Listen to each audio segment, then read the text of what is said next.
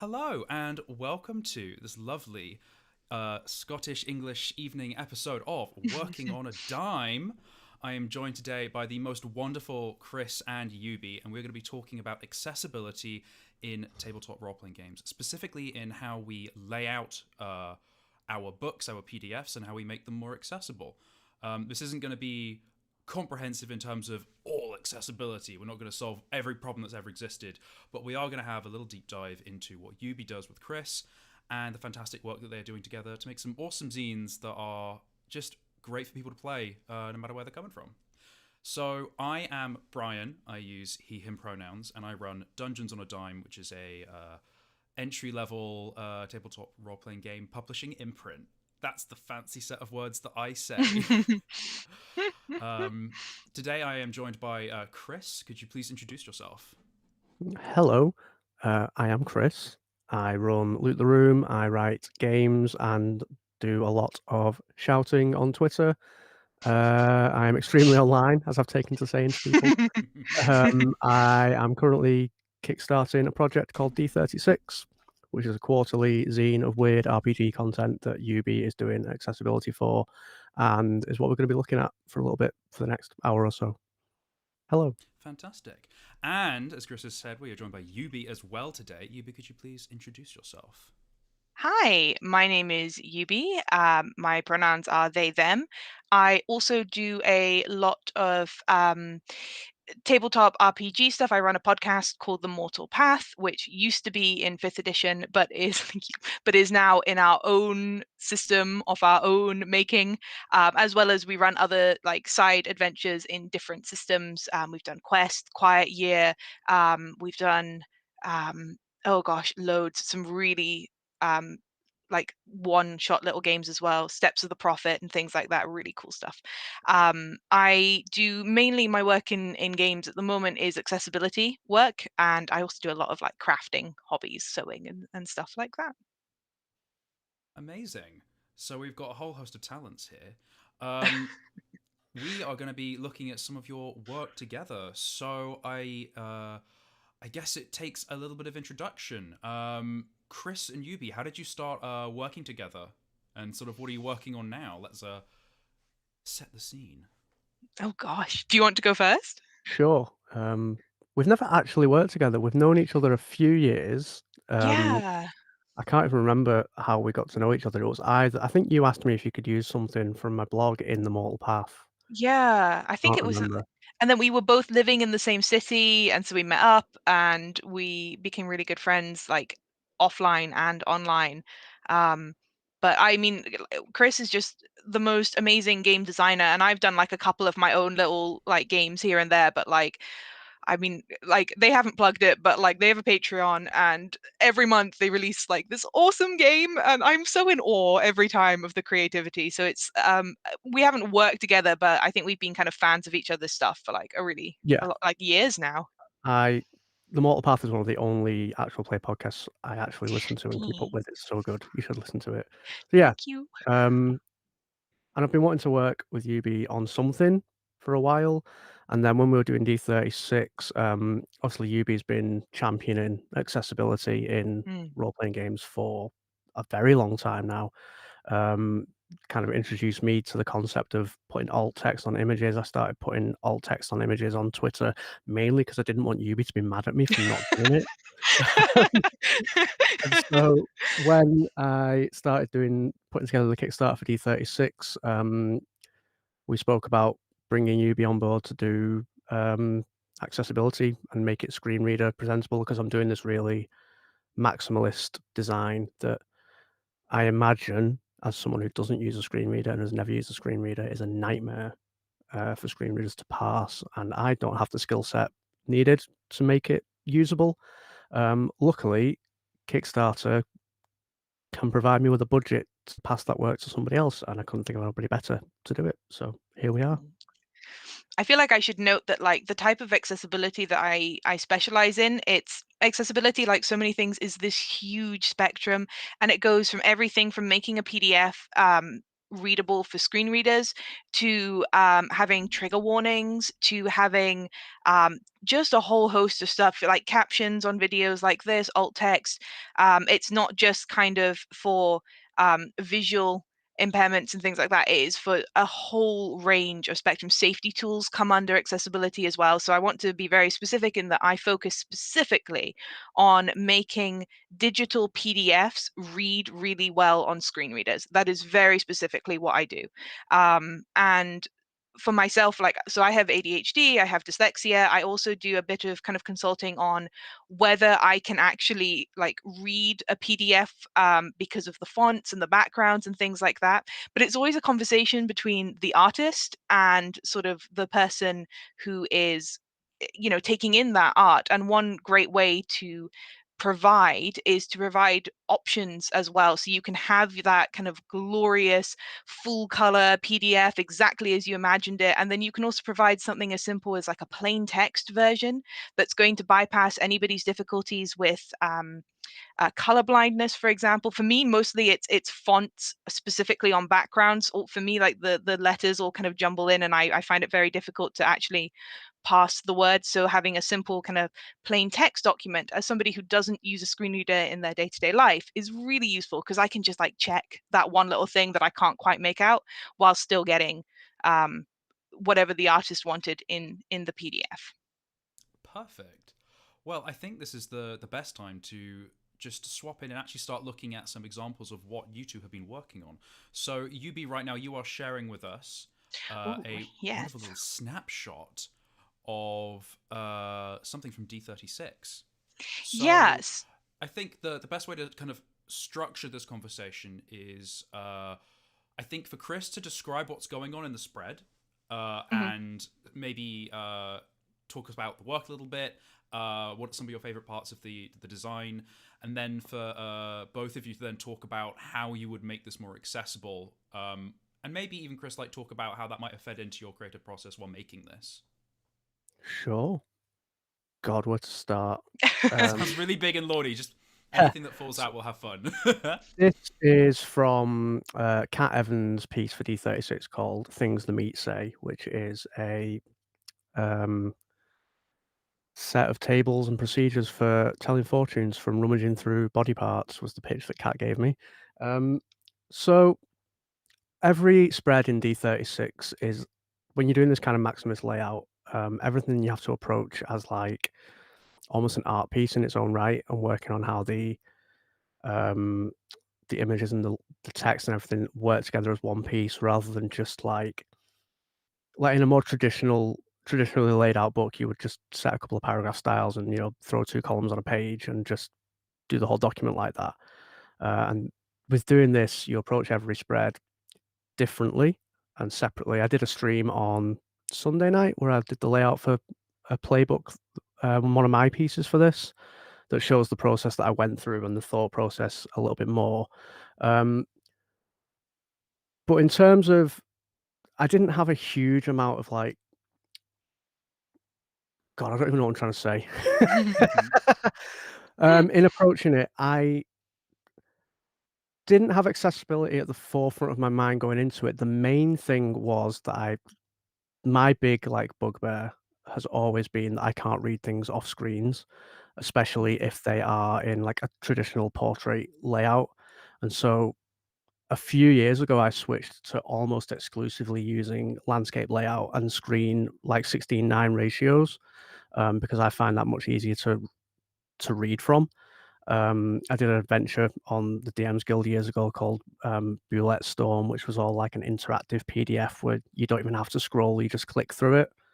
Can I Um, bust in here and say that that was revolutionary to me? Also, I'm looking over here now because I have double monitors and I move my screen. So sorry, I'm listening, but I'm my camera's over here. The people are over here now, because I also have this exact same issue where I find it so difficult to read a portrait mode on a screen. And so when I actually saw that Chris was doing this, it was like mind blown. I was like, you can do this. You can do different things in publishing. And everything I publish is now in landscape mode. I never publish in portrait mode because everything is pretty much like read on screens. And so whether it's a tablet or a phone or a computer, that is it. So that, I think that was also one of the first kind of things that I kind of came to you about, like, I'm such a fan. This is incredible. You have changed my world. Thank you. So yeah, sorry, please continue. It's No, very cool. that's great because I was rambling with myself. Yeah, that's always my main concern. I do some portrait layout stuff because every project the layout always has to suit the project itself. But my preference is always things that will not make you scroll if you're looking at it on a screen. Is my main concern when I'm putting stuff together. I don't really know what else to say about it. But I think that's a good place to come from, in that you had your own issues accessing media, and so you've started doing things your own way because it's what suits for you, and actually people are finding more and more that it actually suits them as well. Which is, I think, how a lot of accessibility work starts, which is really great. A quick question we've had is, what font is being used in this layout for the titles The Heart and the Lungs? I I think can tell you that it looks like that font, Allegreia, but it looks fancier. Ooh. that font it is Herb, Ooh. HERB, Herb, her A body rope. in the club. All the fonts I use are from Adobe Fonts, formerly Typekit, so you will be able to jump onto Adobe and grab that font. The headers on this spread are in Herb. The body text is in Book Antique. I think it's all in. Oh, and the headers on the tables and the numbers on the tables are in I Am Fell, Great Primer. I really, really love the Fell fonts, the Fell types, and I make use of them at every Apparently, I'm a possible little opportunity. quiet, so I'm just gonna Ooh. fiddle with my knob. Oh, Oh, sir. hello. Am I any better now? Yeah, that looks You much are, better. yes. I've got wibbly waves. You've got those good lines appearing.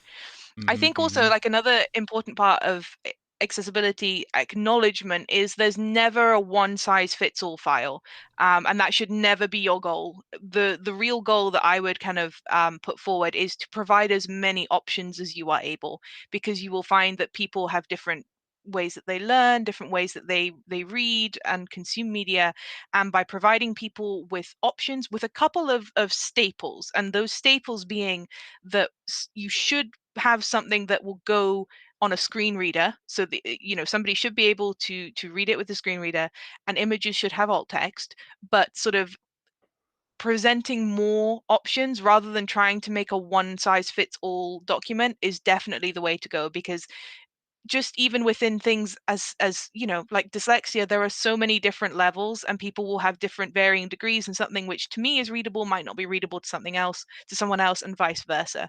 So having more options is a better way to go, I think. So speaking of options, why don't we work our way down this spread and think, and Yubi, why don't you kind of like think out loud with Yeah. Chris about what you would be doing? So, I mean, first of all, what program have you got open here? Because I've never seen anything like this before. Yeah, so this is Foxit Phantom, and this is like a PDF editor that's it's a big hitter. It's the only program I know of its type that allows me to do what I do when it comes to, like, what I would call like in-depth accessibility. So basically, one of the two things that I kind of offer is I take your PDF, your final finished, you're not going to come back and make any more edits onto it, PDF, and I put it through this machine, and I go into the bones of it for what works on the screen reader, and I rewrite them, I change them, I make sure that they work correctly. The other thing that I offer is a plain text document that again just has like the correct headers, the correct tagging structure built in. That can be done on Word, LibreOffice, whatever you're using. All those Word programs have those built in. InDesign, you'll find, does have accessibility built in, but you have to know how to use it, and a lot of people just simply don't have the training for that, especially if you're not versed in how screen readers work. But things like Affinity, they don't have any accessibility options built in, or anything like that. So what I do is I take what I would consider a blank PDF, because what I would do, so I've got this page open here. It allows me to do this really clever thing called auto tagging document. So when I know that Chris has done this in InDesign, and we can see over here in this tagging section that it does recognize that there are some some things going on. You can see that it's got a bit of text here. What you'll notice though is that it kind of cuts off here and goes down into the next one, because the way that this text has been laid out has been cut up and placed and messed around with, and it's not been made in a linear fashion. I can also see this, yes, go away, because if I start highlighting, do you see how when I get down to the end of the heart, you see how the lungs highlights as well? So it starts to Oh. highlight things halfway down the page. And that just shows me that the way that this has been put together has not been put together in the way that I want it to read out on a screen reader. So like little things like that you can tell. And also a good way to check is if you copy all of your text and you paste it into a document and you see how it just goes onto a Word document, you'll see how kind of like randomized almost it looks. So one thing that I'm I would start with, yes. sorry. I'm really glad to have you confirm that, because when I was doing the layout on Sunday night, I was copying and pasting headers and text boxes all over the place, and I said, "I bet this is gonna make Yubi's life a nightmare." Um, I'm really happy that you confirmed that for me. It does. You'll Sorry. also note, no, it's totally fine. You'll also notice here, where is it? If I get down to it. So one thing here is that this is obviously to looking at it, this is a list, but it hasn't recognized it. It's saying this is a section and it's got paragraphs in it. And this is what it's going to read out on a screen reader. It's going to go D6 space, space, space, space, space, space, message. It's not going to tell anyone that it's a list. So what I'm going to want to do in something like this is I'm going to re-tag it, because Foxit is a bit more kind of intuitive with its tagging, and we'll go back into things and it separates things out into pages. So I want page 3. So when I have my part, I can then start going in. You'll see now this already looks really different from when it was saying Mhm. span, section, everything. So now it's saying, okay, this is all one bit of text, which is correct. Well done, Foxit. So what I would do is I would go in, I would take the text out, put it into something with no fonts, no anything, because sometimes this is very technical, but when you're typing, you'll often be typing into a specific space that you are deciding. So you'll hit like shift enter to go down to the next line, and that will read weirdly on a screen reader because there's no space. So even though we can see that it's on the next line, the screen reader puts it all together because there's no character for a space. Tables, again, that's better, but I'm going to change that. I can do things here. So I can go into the properties of tags and I can decide what this is. So this is actually going to be a list. So I can change that table to a list. And then if I come in here, I can change all of these down into list items. And that means that when it's listened to on a screen reader, it'll tell you, hey, there's a list here, and here's how many things are in the list, and here's what is in the list, which just makes navigating easier. And the thing when you get into this level of kind of making documents readable is you're giving them a real structure. So a screen reader user can go from heading to heading. We put all headings at the same hierarchy. So the chapter titles are going to be heading 1, for example, which is there's one here. I don't know what it says. The heart wouldn't be a heading 1. I would change that to like a heading 2. So things the meat says would be a heading 1. That's Hmm. your chapter, which means that you could then go to the next heading, to the next chapter. And that just gives this ability to navigate really quickly, the same way as if we're flicking through a book and we can see visually, okay, things the meat says, that's the name of the chapter. So we want to kind of translate that. What's Can I really ask you cool a about, question about that chapter yes, header? Sorry to please. interrupt you, because this was another thing I was thinking about when I was doing the layout. So on that spread, um, things that and says are actually text in InDesign, but the word meat Mm. is part of the artwork that's flattened Yeah, there you PNG. go. So do you see it's got my blue highlighting? Oh So yeah, it's it can telling recognize me where the text is. exactly. So it's telling me where there's text. So you're right. So what it's going to say is figure. Now, I don't think Chris will have set alt text, but let's have a look because I can No, check. because I don't know how No. to do it in InDesign. Yeah, see, that's the issue with these clever programs is they're very clever, but if you don't know how to use them, so what would happen is a screen reader user would come here and they'd go heading 1 and it would go things the, and that's it. That's all you get. And then for the paragraph, so then the next thing it's going to read is in the deepest, wettest center, there is truth. It's going to read that bit. So you see by clicking down, it tells you, and then it's going to go next heading 1 says with no meat. So yeah, so my job is to really like rearrange things on the page and to make sure that the text flow is correct. But what's really cool about Chris's work, especially in this one, is that it is a visual smorgasbord of just fantastical things going on. So I did a degree, a master's degree in Japanese translation, and my final dissertation was translating a collection of short stories that were also half like manga, and so they did lots of different things, manga being the written comics. They did lots of really interesting things with fonts and placements and making some characters bigger and smaller, and I argued that in some cases it's not enough to translate words, and this is a great example of that theory that I would apply to this. It's not enough for me to just put in, okay, now the text is in the right order, because in my alt text, in my placement of where I put alt text, because I'm thinking, okay, well, where am I going to put this figure bit here? If I put it right at the front, when I look at it, actually the thing that grabs me is the title first. So I'm going to put the title first, and then I'm going to bring back in to do the diagram at the back. And I will have a think about that when I write it, so that it will hopefully capture some of Chris's, artistic intent to the screen reader user, because it's all about, for me, trying to get an equivalent experience is really the thing that I'm trying to go for. Mm. That So makes this is That makes a lot of sense. Yeah. a kind of a question that I kind of am asking myself as well. How much input would you want from the author when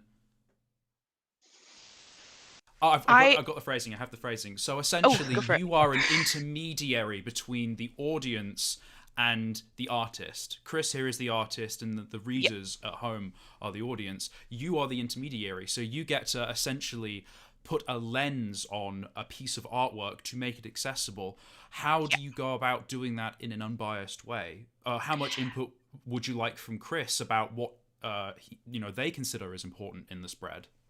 Ideally, I would like him to give me alt text for the important images. That would be my ideal. But when it comes to, so this page is a great example. Like, I know how I would maybe describe this. To me, it looks like we've got some kind of almost kind of medieval, either astrological or potentially satanic type symbols, very opaquely on top of ventricles, veins. It looks like there's a human body here with the cavity open. So I can look into that and I can say, okay, I see what's going on here. Also, to me, it looks a bit like a cello, like an instrument happening here. But I would want to kind of double check with Chris. Okay, when they look at this, like, what is he seeing? What's the point of this image? Like, why has Chris put it together like this? Because that's then something that I can try and capture in the alt text. If Chris provides me with that from the get-go, I'm perfect. I might change a couple of things up to make it, if it's really long and lengthy, I might shorten it a bit depending on how important it is in the Mm. in the flow of things. But for I mean, this is quite a special document, because most of the stuff that I do is much more simple. It's maybe got like a couple of pieces of like fluff art on it, like a couple of gold coins on the side of a page, or like a little gem, and then the text. And that's much more simple, because it's much more like I'm filling the page rather than the entire page is an artwork. So this one, so this is one that I would be collaborating with Chris quite heavily on, to make sure that I'm getting the point of the alt text Of You'll across. be course. glad to know that I've just Googled how to add alt text in InDesign. So when I'm finishing the layout next week, I will go through and add as much alt text as I can. Brilliant, because I will be able to pull that, and then I'll be able to see that. What I would also recommend is save it somewhere, like in a Mhm. separate little Word document as well, just in case, because when you're Sure. moving between files, they can occasionally not play ball. Cool. It's just the terribleness of software. They're not all meant to work with each other, so sadly, Cool. sometimes they don't. I'm glad we had this consultation live on the internet. So You're welcome. this brings me on to another question that I had Mm, for our little get together today. Alt text. Um, yes, there's my different ways we favorite. could go about this. I feel I always learn from like example and criticism.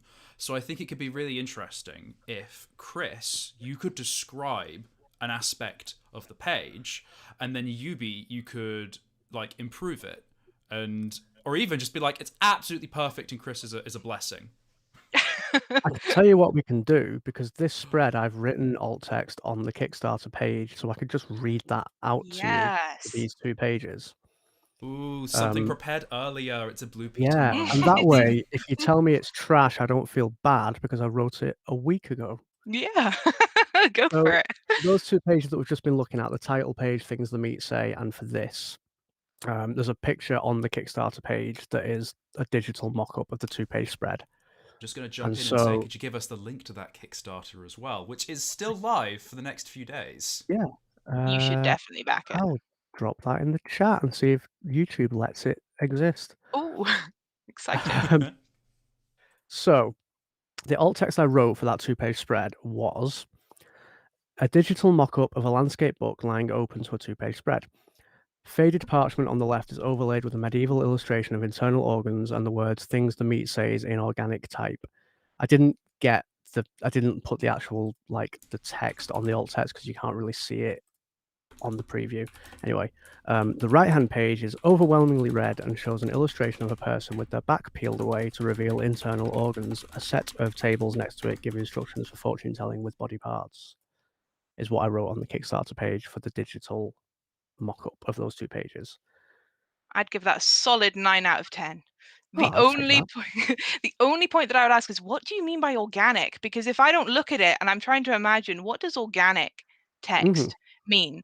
A good like exercise is to imagine that you're describing it to somebody over the phone and they have no idea what you're talking Ah, about. So you're trying to evoke what it is over the phone. So for organic text, I would maybe go a bit more in depth because the meat is so important that you could put something like um with the title word meat being written in a red swirling rococo font evoking the image of ground beef or something like that, because then you're like, right, okay, now I know why that text there is special.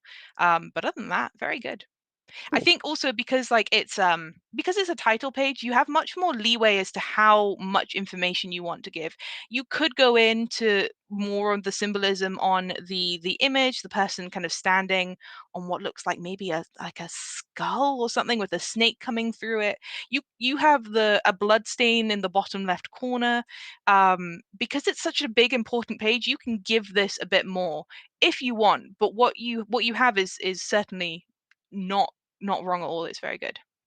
It's also very Cool. interesting. I wanted to bring up is that Chris said person when they were describing this figure on the left with their back splayed open, because I would have said man. And this is a really great point because when I am on Twitter, especially if somebody doesn't have alt text on their thing and I have the spoons and I really want to retweet it, I will put alt text for them in a quote tweet, which is not meant to be like passive aggressive. It's just because my motto for my Twitter is that no image gets retweeted if it doesn't have alt text. But that can be really difficult because I make assumptions. We all make assumptions when we're doing things like this writing, and that's a really great example of where I would have maybe said, a man with his back splayed open. I keep mixing those words up. Whereas, like Chris has said, a person, and that's quite an important distinction that can only really come from the person who has put together the image and who has the thought and the intent behind the image. And that's why you don't see me retweeting a lot of things with alt text unless they're kind of like me writing out text in an image, because I'm very aware that like I might say I'll make an assumption and that might not be the intended one. And for me to put that in writing out there is quite bold. And so that's not something I want to do, which is why you should all write your own alt text, please, so Hmm. that I don't do that. And I can say it gets easier as someone who a year ago had never written alt text and had no idea what to do. And then a month ago, Yubi replied to one of my links saying that's the best alt text I've ever seen on a link. And I went Yeah, it's really myself. good. So it gets easy and you get used to it. And Hmm. it also becomes So, part of your process whenever you tweet an image. Like I never tweet an Yeah. image without alt text now. I just do it. And I have the images that I tweet a lot, like pictures of my products and um, like marketing images, because I sell a lot of stuff via Twitter. I have the alt text for them saved in a Google document. So anytime I use one of those images, I can just copy and paste it. You only need to write it once. Yeah. so, two things. First of all, I've just put the Kickstarter link for D36, the zine that we're looking at. So if you wanted to go to the page and look at this image in the alt text that Chris had written for it, that was a 9 out of 10. Go ahead and please have a check out. It's still running for the next couple of days. Also, on the matter of alt text, how long is too long? How much detail is too much detail? Twitter has I think it's 260 character limit for the tweet, but a 10,000 character limit, something really huge for the alt text. 1,000. Still, that's like 5 tweets worth of alt text. And it's interesting because a picture's worth 1,000 words and all these other lovely idioms that we love to throw up all over the place. How long is too long? It's entirely subjective. This is one of the things where there are no real hard and fast right and wrong answers, because I'm always hesitant of giving like really strict advice, because I never want perfect to stand in the way of good. I would so much rather every image had good alt text than like 1 image out of 20 had perfect, because at the minute, I mean, if I see 1 image out of 20 that has alt text, it's a good day. People that are doing alt text are tweeting a lot of stuff, because it's just really not done. But you want to consider the importance of the information contained in the image to you. So think, what is the point of this image? What am I sharing? Am I sharing text? Because if I'm just sharing text, I can just say, text on a whatever background as follows, and then just copy and paste the text. That's fine. If it's an infographic, you'll want to think a little bit more clinically. You want to make sure that your information is ordered in a way that makes sense to somebody listening to it. A great way is, again, to if you have a friend, double check with them. Just say, hey, like, I have an image. I'm not going to show you it. I'm going to read you what I've written, or type to you, send to you on Discord what I've written. Read that, and now I'm going to show you the image. Does that match up with what you had imagined? Does that fit, or is there something that's different there? And then for things like selfies, I think things like selfies, people are always like, what do I write? And you just kind of want to give as much detail as you're comfortable with, a basic description. What are you hoping people see from you? What are you showing off? What is the thing that you have in your hands? It doesn't need to be a huge kind of you don't need to use the whole 1,000 characters. If you're doing fan art, if you're doing something like that, again, like, focus on the things that are important. You actually have a lot of power in this area, because when somebody looks at your art, you can't control what they see, what they think, what they take from it. But with alt text, you kind of get a chance to put back in a bit of your kind of author's voice into it. That doesn't mean to say that you should, like, put in what you want it to be rather than what it actually is, but you have a chance to set things like, this is a person rather than this is a man, using the example that we had just previously. And I would hesitate, however, from being too I sometimes see people like hiding things in alt text, like a little, like, I've had a really tough day today and that sucks. So I'm like, I'm sorry for that, but don't put it in the alt text, because that's not in your image. You want it to be objective as much as possible. Clear and descriptive are your 3 things to go for. That's I hope that makes definitely a sense. trend I've seen with YouTube subtitles, where there are lots of Yes. in-jokes in the YouTube subtitles. And it's interesting because on the one hand, they're jokes, they're funny, it is in media, but also I'm struggling to keep up with everything that's happening in the show as it is. And then when there's Yeah. jokes, I'm like, oh, there's an extra layer of information that I'm having to process on top of trying to just follow the conversation. Yeah. It's with all media, there's always a chance to be expressive, to be creative, to do something new, but you want to have a really good think about whether you are using a tool for accessibility or whether you're using a new kind of media function. And alt text is a tool for accessibility. It's not really the place to put in, extra text, behind the scenes text, hidden text. You can find clever ways to do that in your image. I'm sure you can type in like a different way and then sort of include that in the alt text if it's in the image. Or on YouTube, you can have like text appear on the screen that's not alt text. I've seen that. I don't know how people do it. I'm not a video person. But I would be quite careful in deciding and making the distinction between what is a tool that is here to help people engage with the media that I'm making, and what is a space for me to be more creative, because you don't want to get those mixed up to a point where the tool becomes unusable for the people it's meant to help. That's just made me realize that the first time I realized what alt text was that the secret joke that you get on webcomics and you mouse over. I knew that was called alt text, and I knew that's where the secret Yep. jokes were, but it never clicked for me. Oh, that was Mhm. meant to describe the comic. Yeah. That's meant to help people access and read and stuff like that if they can't read the handwriting or if they're having trouble with the image or for whatever reason. Mhm. But I always just thought that's where the jokes go. Oh No. man, Yeah. that is.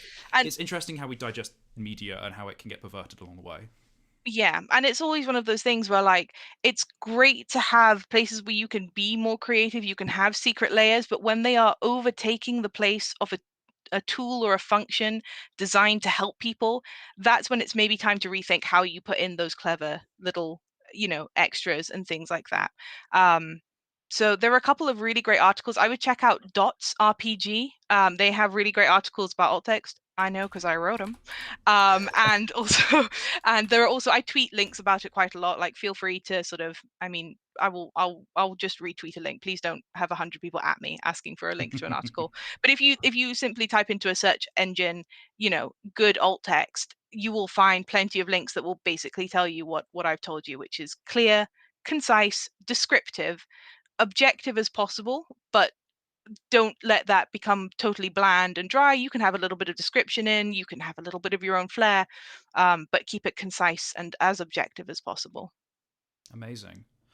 So I wanted to switch some of the focus from alt text and description to interpretation. So with Chris, Mm. when you were laying out this spread here for what the meat says, yes, that's the title, Mhm. I think.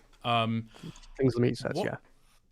How did you make the choices about what kind of artwork to use, about the layout, about the positioning of things on the page?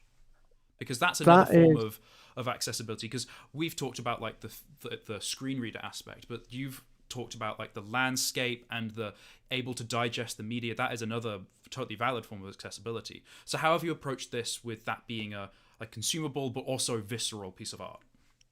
that's a really hard question to answer. And the answer Whew. is I don't think I consciously know the answer.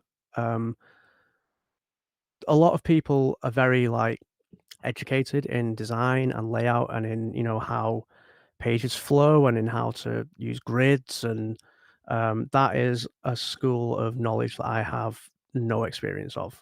I'm completely self-taught and I just kind of I I do things that look good to me and hope they look good to everybody else. I've always got in mind a vague sense of how a page scans. Like I know, in the English speaking world, we read from left to right and top to bottom. So that's always in my head. So for example, with this spread, I wanted you to see the illustration first before you get to the text. So that's why the illustration is on the left, and then the big chunk of text is at the top on the right, and then the tables follow it. But I can't really say more than I do what looks good to me.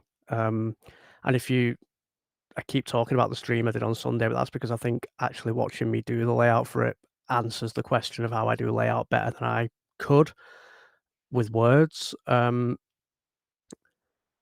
Yeah, I don't really know the answer. I just kind of I throw things at the page and that get to a point where I either don't hate them and I'm sick of looking at it and so it stays as it is, or I think, oh, actually I'm onto something quite good here, and then I chase it until I hit a point that I'm happy with. Um, I'm one thing I'm always conscious of with this kind of layout, one of the few things that I do intentionally is looking at how legible text is on a very busy background. So if you look at this spread and the one before it, there's a lot going on the page with textures and If you want backgrounds and things. to, if you want I to can I present can your take over, screen yeah, so you'll take Yeah, over Yubi, sure. and then you have can at. zoom and squiggle and do all the fun things. Yeah. Have There you we got go. me? We can see what you're looking at now. Cool. So you'll see that, yeah, there's quite a busy background here and, quite a lot of texture going on, but the actual text on the page is over a very clear kind of plain background. And here, where there wasn't a spot on the page that had a legible background, I've made sure that the text has big solid blocks of color behind it. especially important with white text because that can bleed into a dark background really easily. Because this is, you're viewing this at 125%, it's going to be printed at A5, so it's, it's not massive, it's quite small. This is what size? It's 10-point text. So yeah, legibility is always a thing, and I struggled with that with a few spreads. Let me see if I can find one where I really struggled with that. This one, The Streets Will Run Red, by Law Evans, is a game rather than like a set of tables. And I haven't put solid color backgrounds behind the text on this because although there's a lot going on in the background, it's not so busy that it blows out the text. You can still read it. I actually printed this off at work on a color printer and made sure that I could physically read it with the color behind it. I'm trying to think. Whereas on this next page in that, because the background was a little darker and a little busier, I ended up having to put some solid color behind it so that the text pops up. So that's something I'm always trying to keep in mind, is that, yeah, I want it to look pretty. I want it to look really nice. Why are they white? Did I choose for them to have a white background? Was that a decision I made? I don't know. I don't remember. Anyway, Happy little accidents. yeah. Legibility is always a concern for me, and so I spend a lot of time playing with tech like font weights, and I like to use italics, but a lot of times italics, the second you put a font into italic, it blows out the legibility. So I do a lot of playing with font weights. I'm playing with the justification and the spacing, and like resizing of letters. Like when you do justified text, you have the option of course, this is one of the spreads where I haven't actually used paragraph styles because I'm lazy. This is the one that I was doing on stream the other night, so I know I've used paragraph styles for this. Are you seeing that? Yeah, we're seeing your pop up.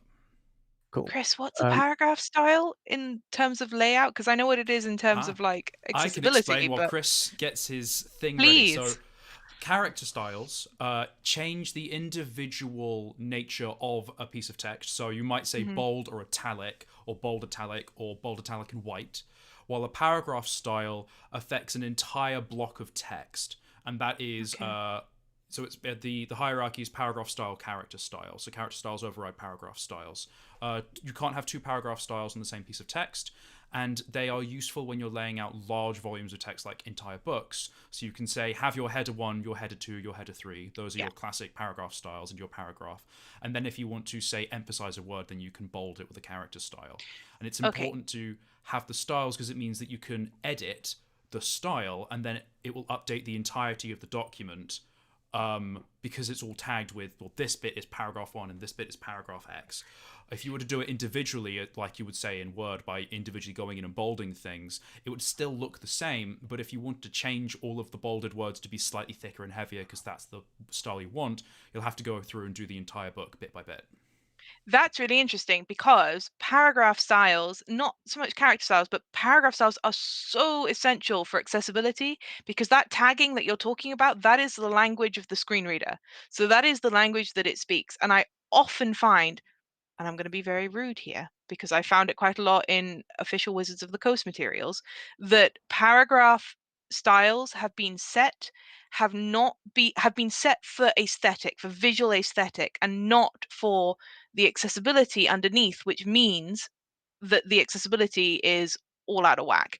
And this is a thing that I come across a lot, and it's really interesting to hear from a layout designing point of view that they are being used mainly for aesthetic reasons, whereas the actual reason that they were created was for this behind the scenes tagging that happens for screen readers. So what I would interject with really quickly is to make sure that when you are doing your, not you, Chris, but people in general, when you're using those paragraph styles and you're setting things as like certain headers, those have meanings to screen readers. And if you set certain things at heading level 3, and you have it be a specific style, the screen reader is going to group all of that information as one bit of like one layer of information. So I can go in and I can fix that in a PDF without ever touching what it looks like. I go in and I rewrite the tags to basically be like, I know Chris told you this was a heading 1, but it's not. It's actually a heading 3. So it's interesting you So say that, because I yeah, didn't Chris has know. probably got this. Sorry, go on, go on. I didn't know that they were used in screen readers until you just said that, and I didn't know until I just happened to see it says export tagging at the bottom there, that I spotted while you were talking, that is a feature of InDesign. So now I know I Yes. can go through and tag my headers as headers, Yes. and now I can So start doing that. that's the paragraph style in an InDesign language is aesthetic. So you could have 4 different varieties of paragraphs. You could have paragraph and then indented and then a drop cap for different kinds of paragraph. Yeah. But they won't show up as a P tag for paragraph on a screen reader. That's just the name you're giving them. It's an export tagging that you go, all paragraphs that are for paragraphs have the P tag, and that's where you go to do your tagging. You can individually tag, and you can tag by style and even by character style. However, Yes, and that said, I thought it was super easy. I was like, oh, I'm just going to tag, it'll be fine. And then it didn't. I made a but whole now PDF that with I everything know tagged, and the that, tags were there, but it was just like soup of what it would read first. so now that I know that, I can go through when I'm doing the alt text later next week and make sure that all my styles have the right tag on them as well, which will be very Yeah. helpful. What was I actually looking for? Oh, I'm Oh so yeah, sorry. no, it's fine. Justification. I'll even go in and look at like word spacing and glyph scaling on an individual level to make things fit. Was all I was saying in terms of like physical legibility. Johan Noor, who does Mugbug layout and many other things, did a really good thread on Twitter that I wish I had a link to hand for, where he talks about how he begins layout and how he makes his basic body paragraph text, and it's a lot of making multiple versions of the same style and printing them out on paper and physically looking at it and sitting reading it on paper and seeing how legible it is, before you start laying out the whole document, just making sample paragraphs and seeing how they look on the page when they're printed. Because something can look great on screen, and then you print it and it looks a mess, and you can't actually physically read it. And we're talking about accessibility in terms of screen readers and things like that. It's equally as important that your text be actually legible to people who don't need accessibility tools in general. So I actually have that thread saved Do you? because I found it so useful. So I've just posted that one in the chat. Excellent. Yes, Johan Noor's thread. He's got a few. So this is one of them. This one is about choosing fonts, which does cover the putting it in a paragraph and then printing out 20 different varieties where they have 0.1 of a difference between them, and then doing the compare and evicting different ones until you're left with one style, and then doing 10 different size variations within 0.1 of a range to get it absolutely perfect, and then trying it laid out on a page, and then printing that, and then going through it and You'd be saying, I don't amazed like this font anymore, and how much picking another one. difference like 1% of glyph scaling can make. I think this is also a really great point where having an option is fantastic. So when I started talking to Chris about the accessibility that he was planning here, they mentioned that they wanted to do like a plain text version, which is great because I always recommend that. I think I'm sure what we're showing is really daunting, both from an accessibility point of view and a layout point of view, because both Chris and I are quite kind of far along in our journeys of what we're doing with our own specific stuff. And I look at what Chris is doing and I'm like, wow, I've got no idea what's going on over there. And I'm sure Chris is looking at mine going, wow, I have no idea what's happening there.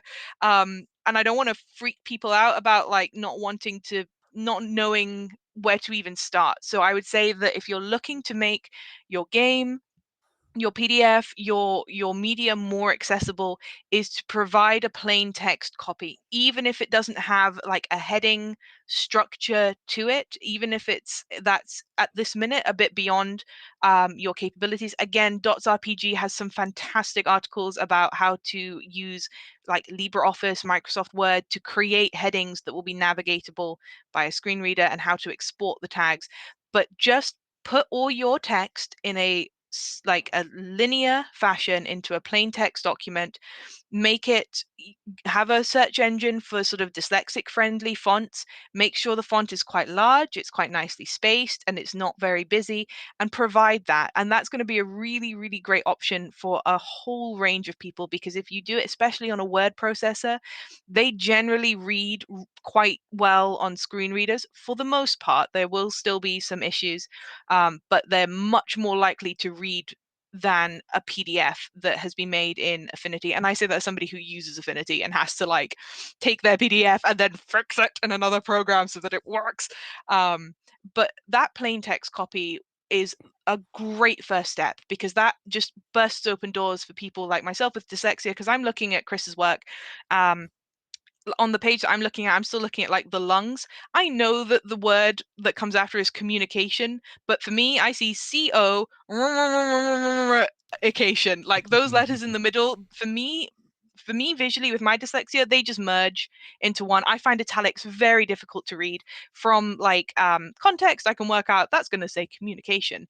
But if I was in doubt, having just a plain text copy that I can go and check is so valuable. And that, especially if you're writing out your, when I would really recommend when you're making a game, especially if you're making it, or not just a game, but anything, if you're making it into a design program, to keep a like a log on Google Docs or a WordPad, whatever you use, of just the plain text that you have.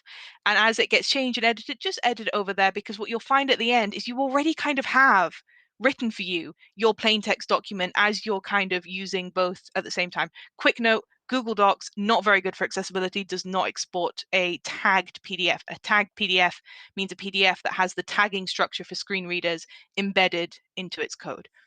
Google Docs is not That great is for that. really good to know, because I work in Google Docs a lot for its collaborative Yeah. tools. It's the ability to let someone else come in and edit it.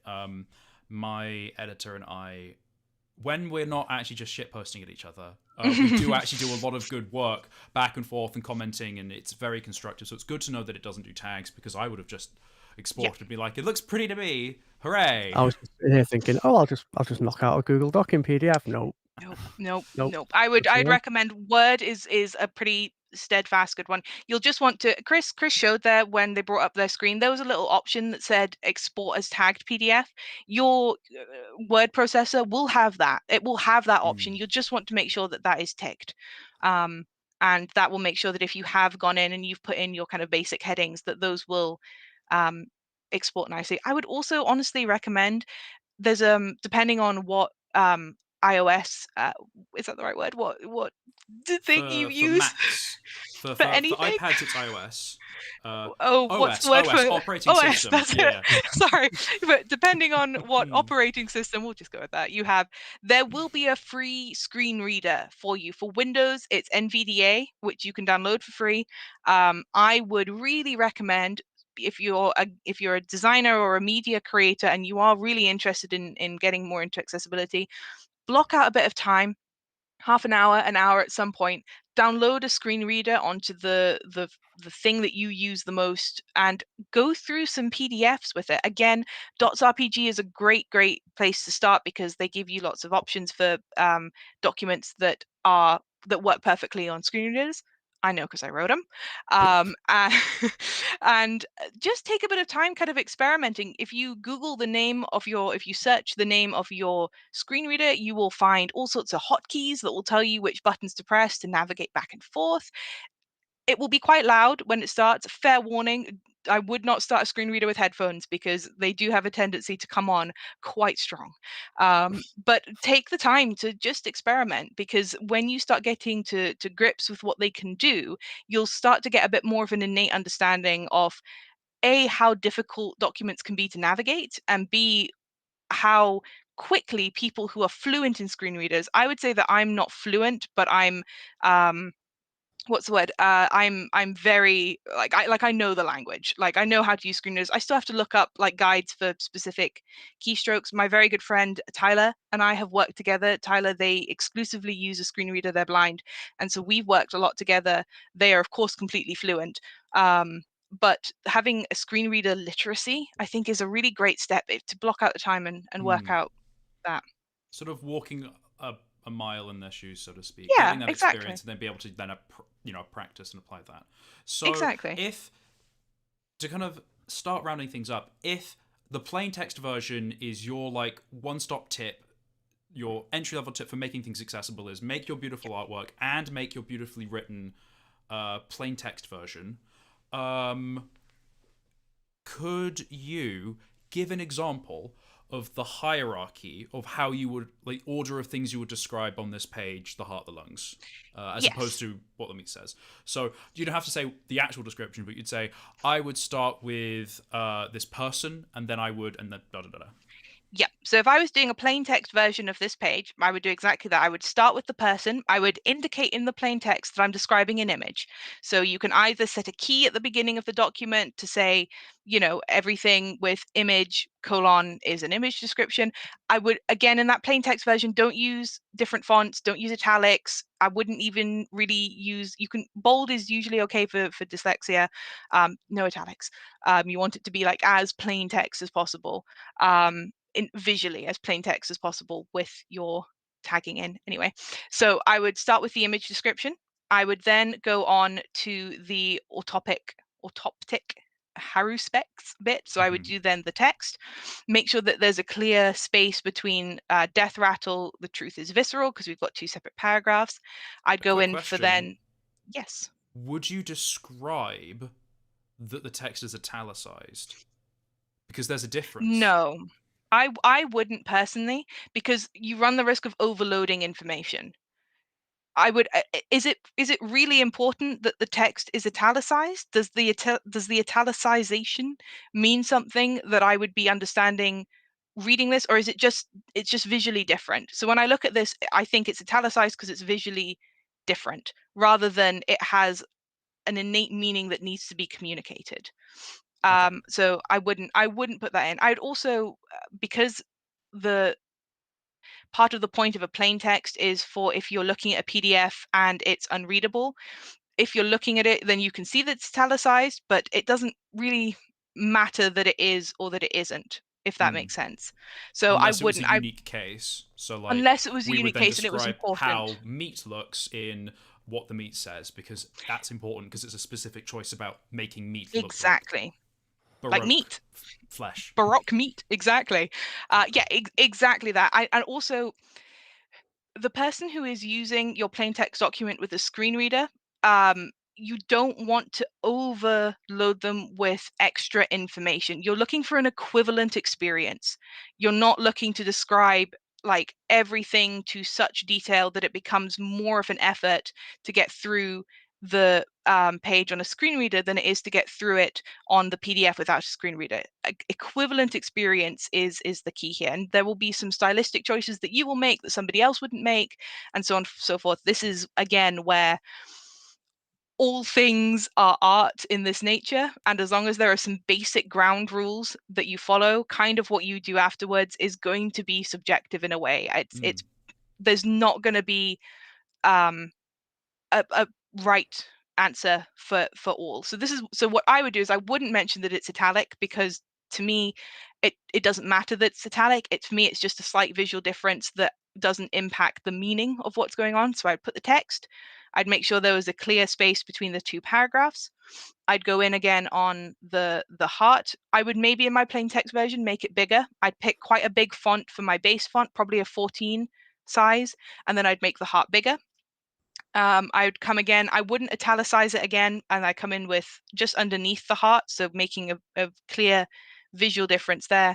The tagline, and then I'd go into a list that would actually probably be maybe bullet pointed, maybe numbered. I think because it's a D6, it's specifically numbered, so I would go in with a numbered list.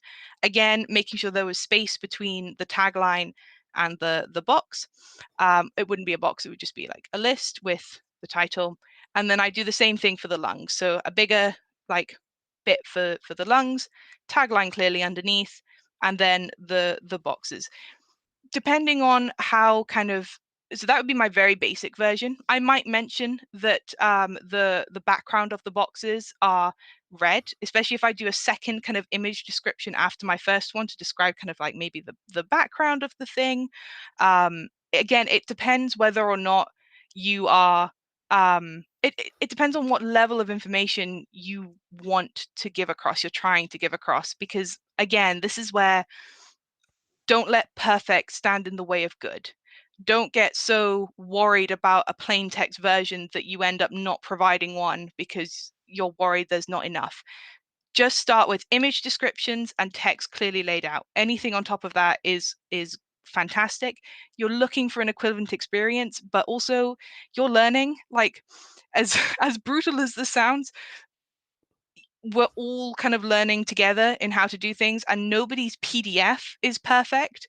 It may be perfect to you because you've made it, but somebody reading it might find that, like, oh, I wouldn't have chosen that font or something. So have that same thought about your plain text. Do as best as you can, but it's better to have one that's not perfect than to not have one at Mm. all.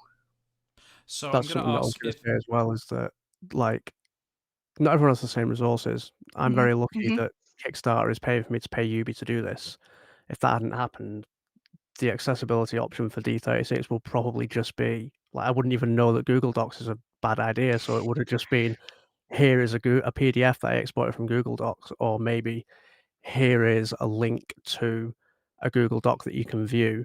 Mm. And I probably wouldn't have put image descriptions in it. It probably would have just been just the text. It's still better than nothing, I Yeah, assume. yes, it is. And the other thing to realize is that accessibility is hard work and it takes time, and you will find this if you make a commitment to tweet alt text. You will find that there will be an image that you want to post, and you don't have the spoons to write the alt text, and you have to make that decision. Okay, am I going to wait to post it until I have the spoons to make that alt text, or am I going to post it without? Where do I lie on this? And I think it's important to think about when you're starting accessibility that it is extra work. You will be doing more work for your thing than you were doing on your previous thing.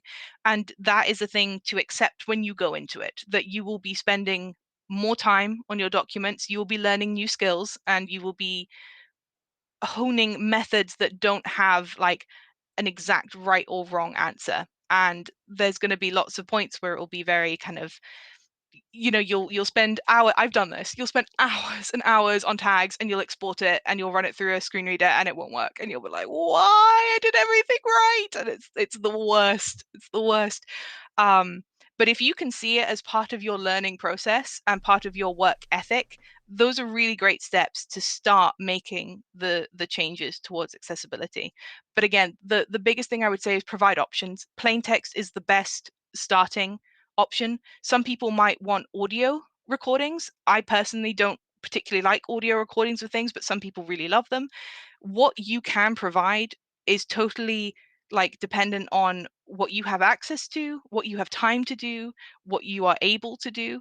And it's also important, I think, to note that like a lot of creators, may well have, disabilities themselves, or may well have accessibility needs themselves, and aren't able to, you know, provide all of the options that somebody else might be able to provide. So it's it's a tricky thing, right? Because it always starts out with a lovely accessibility is so easy. Here are some things we can do, and it always ends with like it's always going to be tough, and there's never going to be an exact right answer. And the basis is try the best that Mm. you can, but accept that it's never going. There's never going to be a one perfect thing. So, speaking of that one perfect thing, what's a form of accessibility that you don't see much of but you wish there was more of? My alt text on Twitter. That's cheeky.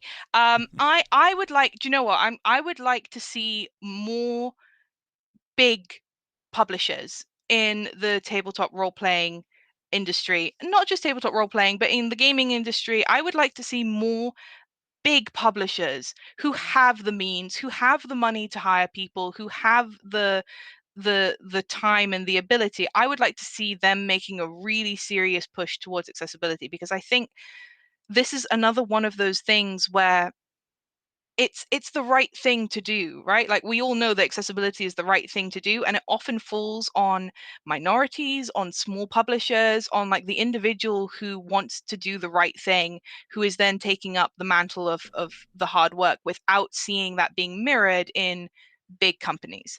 I would like to see more big companies start taking steps to include accessibility of all kinds in their works. Like the amount of big companies that don't even put alt text on their tweets on Twitter, I'm like, oh, that's just you can start there. Start Like, there. Wizards tweeted a video or a GIF today announcing or teasing Ravenloft, and I saw a lot of people retweeting it with alt text, which makes me think it didn't have alt text on it. Hasbro have the resources to provide Mm, accessibility options, and if Hasbro started providing accessibility options, you're leading from the front, right? They're a right. juggernaut in the industry. So if they normalize it, then other people will fall in line with it. Make it an industry standard. You'll make more programs accessible. You'll make the more the knowledge more accessible. I'm also aware that like this is really specific niche knowledge at the minute. I hope that it becomes way more widespread. As weird as it says, I hope that I'm put out of quote unquote business by people just being able to do it sort of themselves as they do it. But I understand that the information is hard to find and it's hard to access and it can be difficult to understand what it means with all the different programs and everything. Um, and I think, like as Chris said, having kind of the juggernauts kind of leading from the front would be great. I'd like to see more of that. A question, if it's not too direct or crass, could you talk about some of your rates for working on accessibility work, or what are standard rates so that people can have an understanding of, Yeah, I if will they're running a say We can Kickstarter, talk if they're about running a what project, campaign how much it D36. costs. yeah, of course. I will start by saying that I will always negotiate rates with marginalized creators. So that's my go-to is that my rates are set at an industry standard with the total understanding that the RPG world is global and that my UK pounds hold a different weight to other people's currencies, and I don't want to be blocking people out of it, while also needing to make sure that when I'm working, like I'm earning a bit from it. So I will also do things like payment plans. I don't need it all up front. Like we can work something out. There are loads of ways. I've also said that I will also barter like for stuff like, Hmm. if I don't know, if you knit cool hats, like sure, tell me. I'm like, yeah, okay, sure, maybe. um y- there's always, at least with me, there's always room for that kind of like negotiation, especially with marginalized creators. I will have to pull up my my rates thing because I don't remember, but I have it on my phone. It's my pinned tweet, I think, on my Twitter. I will say though, and this is not a complaint, I'm very, very pleased about this, but I am really fully booked at the minute. So um it would be a bit difficult for me to get to new projects at the minute. But yeah, so basically for creating sort of the accessible work, I start at $10 per page, and after a certain amount, it drops down to $7.50, and then after another certain amount, it drops down to $5. So basically, if you have a bigger document, it'll work out a bit cheaper than like a shorter one. Mm. And then I also am willing to sort of teach people how to do it. I will teach on a specific program. So again, Foxit Phantom, which is another stumbling block because it's expensive. It's an expensive program to get and to run, and it's a real kind of investment if you're looking to publish a lot of accessibility work. Which is another reason why accessibility can be hard because it can be a barrier even to get the programs that Mm. do the things. But yeah, feel free to reach out because I'm also hoping to be able to teach more people how to do this, so there will be other options for people who can do what I I'm just specifically do. I'm just doing like the head crunching roughly in my head. If it's like about £10 a page, Mm. um, my book In the Red, which came out last year, was 48 pages. So we'd be roughly looking at somewhere between £400 and £500. Yeah, but you being I would Mm. negotiate because of various things Mm. that you Mm. would bring to the table. Well, So I I would would, say I was fortunate enough to run a Kickstarter, and I would want to pay full. And for comparison, my editor Vi, I think off the top of my head, paid roughly with their rate around £500 for full line editing, which is where the editor goes in and they're not just yeah. doing grammar, but they're doing constructive work on the text to make it flow easier. So Mm. it's a similar sort of parallel. It's actually kind of funny Yeah. because Vi, my word editor, is going in to make sure the text flows nicely, and you, Yubi, our accessibility editor, making sure that it reads smoothly, which Yeah. is fun. But that's I'll a good also parallel of cost. Yeah, I'd also say that like I don't think I'm presenting. I think hold on, let me see if I can No, I don't just think you are. present again. Yes, let me do the thing. Da da da. I'm just Yes, on you're the presenting now. Great. So I would actually count like when I do it, I count pages. So I kind of need to see your PDF almost like as complete as possible, so I can get you a quote. But I would count this as a half page because it's just a title and an alt text. So this would be a page. This would be a page. This would be a half page. So I also factor those sorts of things in. So if you have a 48-page document, you might actually only have a 40-page document by the time that I've gone through it and I've worked it out, which can also help, you know, with things like that. Yes. But yeah, this has been absolutely incredible. I love having these discussions because I always learn so much, especially from you two. So thank you so much for joining me. Thank you for having us. Yeah. I hope it wasn't overwhelmingly technical. I kept realizing I was saying things. I was like, wow, I'm in really deep. Sorry, I'm so sorry. I mean, I feel like I've learned a lot just from sitting talking to you about it. So hopefully it was useful to people I'm glad. watching it as well. Yeah. The kind of parting bit I'd like to leave people with is don't be afraid of accessibility. A plain text version is your best friend. As simple as just the text and maybe some basic image descriptions is such a good starting point. And if that was the industry standard over the next year, I'd be so happy. I would be so happy if that became the industry standard, and then we can work from there. And I think the thing to remember with accessibility is that no one answer fits all. Everybody is still learning. Even the software that we use doesn't always play nice with each other, and so the best thing that you can really do is just try and do your best, and that will be already a huge step above what most people do and should be a selling point. You should be really proud of that, and when you have done that, when you have accessibility built in on any stage, make a tell people about it, because the amount of times that I've looked at things and gone, oh, I don't think this is accessible, and then they've told me, no, it is, I've done this whole thing, and I'm like, tell me, put it, especially on Kickstarter, front and center it. It's really great, and let people know that you've put in this work and that you've done this thing. Just a connective like brainwave thought I've had.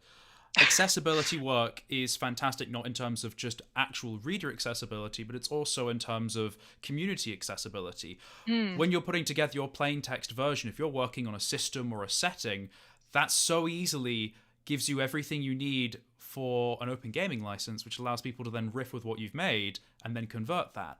Yep. And I'm thinking of this because I know how awful the Wizards of the Coast open gaming license is, which is a plain text version of their rules, which you're meant to be able to play with, except all of the text and all of the words are broken into individual paragraphs. So when you try and copy and quote a text, it's like 4 pages long when you copy and paste it anywhere. It's a mess. It's as if it's trying as hard as possible to make it inaccessible while still being a plain text. So if you're making these sorts of documents, not only will they help people actively be able to enjoy your product, but it's also going to encourage them to work with you in the future and be inspired by the stuff that you do. Yeah. And I'd also say remember that things like providing community copies, trigger warnings, safety tools, these are all parts of accessibility. It also comes with sensitivity readings, making sure that you kind of don't work in a vacuum as much as possible to clearly work out what it is that you I don't know what I'm talking about. I've mixed up all my words. What I was trying to say is accessibility is not just making a PDF that can be used on screen readers. That's just specifically what I do. There are so many more layers to it, and you probably will already be doing accessibility in your work, just maybe without realizing it or thinking of it as accessibility, and those are also things to be proud of. Well, we've had some really lovely comments from people saying that the talk wasn't too technical and they've had a Oh, good time good. listening along, which is lovely. I think Thanks. I'm going to ask if you guys have anything else you'd like to say before we end the stream. I guess starting with Chris. No, going back to 36 on Kickstarter, please. Is my main thing that I'm saying to everyone that I speak to at the moment. We were aiming to do 4 issues. We've unlocked 2. We're £700 away from 3, and there's 71 hours left on the campaign. Ooh. So go back to 36 on Kickstarter, please, and thank you. And then I can pay Yubi to do more accessibility Hey. work. Yes, please pay Chris so Chris can pay Yubi, and then I can That's really it. enjoy it. It's the right order of things. Yes, and so I can pay some incredible writers as well. Yes, definitely. I would say if you have questions on accessibility, maybe Brian can put like a link to my Twitter because I don't know. I I'll don't be have the including YouTube links thing open. to your tweeters.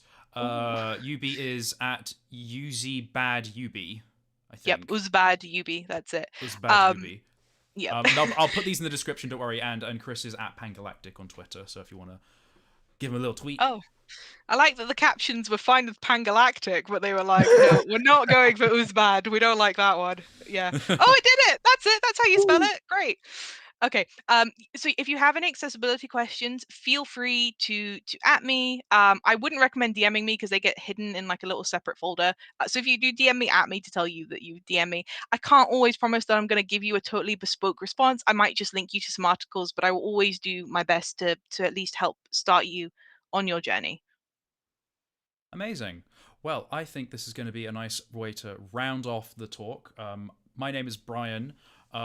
It's been a pleasure to have you two along for this talk. I run Dungeons on a Dime, and you can find all of my stuff at doad.co.uk, or I'm at Dungeons on a Dime on Twitter, on Instagram, just places. If you see this face, just yell at me. And yeah, please like this video, share it with your friends, tell people. Put it in a bottle, throw it in the ocean. No, don't actually do that. That's littering. That's littering. Don't litter. Say hello from a safe social distance. That's Yes. Text your friends. Word Call am your I? mum. Maybe don't. I don't know. Do whatever. Have a nice night. Good. Great. Strong ending. Strong ending. At the end there. To be honest, I haven't streamed since like December, and Are we still I've live? lost Are we all of my finished? social skills. Okay. They're just especially Yeah. because I'm working on this book and I've got another one, and then Yeah. You can't see it because I have like some little tic disorders, and so like under the table I've been managing to like keep everything going from just like keep it out of camera. But because I don't speak to people anymore, I have so many vocal ones that like I have to fight back on those now. Oh, I'm out of practice. Well, that's going to be the end of today's lovely session, and we will catch all of you next time. Have a lovely evening, and that's bye from us. Bye-bye.